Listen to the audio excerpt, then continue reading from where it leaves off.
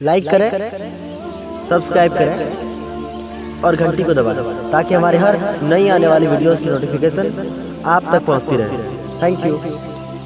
जिस ममदू के सिलसिले में ये जश्न मुनक्किद किया गया है, हुजूर ताजुश शरिया अलैहि रहमत व रिज़वा, आइए हम जरा उनकी जिंदगी के आखिरी लम्हात का भी जायजा ले लें और अंदाजा लगाएं कि जब वो इस दुनिया से गए तो किस शान से गए, उनकी जबान पर क्या जारी था, उनकी जबान पर कौन से कलेमात थे। अल्लाह अकबर। आप शायद जानते हो या न जानते हो, हुजूर ताजुश शरिया अलैहि रहमत व रिज़वा जो है दलाइलुल खैरात शरीफ के भी हाफिज थे। वो असर की नमाज के बाद दलाइलुल खैरात शरीफ ज़बानी पढ़ा करते थे। और आपको ये जानकर हैरत होगी कि 65 साल की उम्र में पहुंचने के बाद कुरान हिफ्ज करना उन्होंने शुरू किया था। और मेरी याददाश्त और नॉलेज के मुताबिक और मालूमात के मुताबिक 15 पारे तो हिफ्ज हो चुके थे। इतना तो मुझे मालूम था ही। आप जरा सोचें, बीनाई कमजोर हो चुकी हो, समाअत मुतासिर हो चुकी हो, जबान की पोजीशन परेशान कुन हो, ऐसे आलम के अंदर और उम्र के उस हिस्से में पहुंचकर कुरान के हिफ्ज करने का जज्बा, ये कितना बड़ा जज्बा हुआ करता है। आइए हम देखें हुजूर ताजुश शरिया अलैहि रहमत व रिज़वा के विसाल के वक्त उनकी सिचुएशन क्या थी, उनकी कैफियत क्या थी।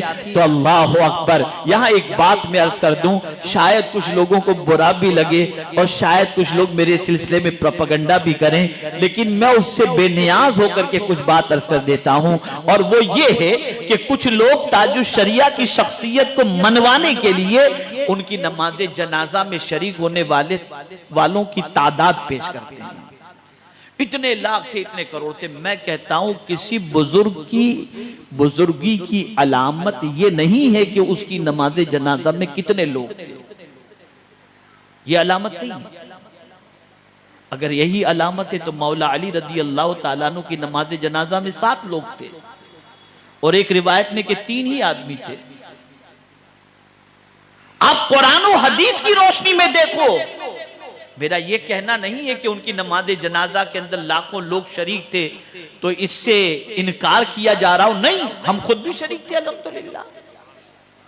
हम रोहित भाई वगैरह हम लोग सब पहुंचे थे।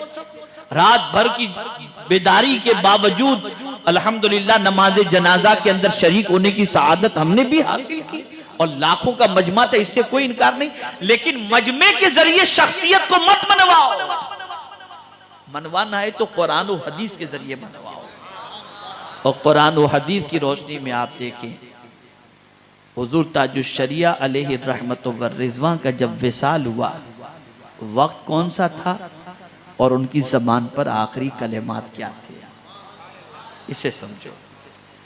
मगरिब की अजान शुरू होती है, वो अजान के कलेमात को दोहराते हैं और जब मौज़िन आखिरी कलेमे पे पहुंचता है, ला इलाहा इल्लल्लाह, अल्लाहु अकबर, ला इलाहा इल्लल्लाह, तो हुजूर ताजुश शरिया अलैहि रहमा यहां तक पहुंचने के बाद फिर ला इलाहा इल्लल्लाह की तकरार ही करते हैं और रूह परवास कर जाते हैं, रूह परवास कर जाते हैं। यह है खातिमा बिल खैर।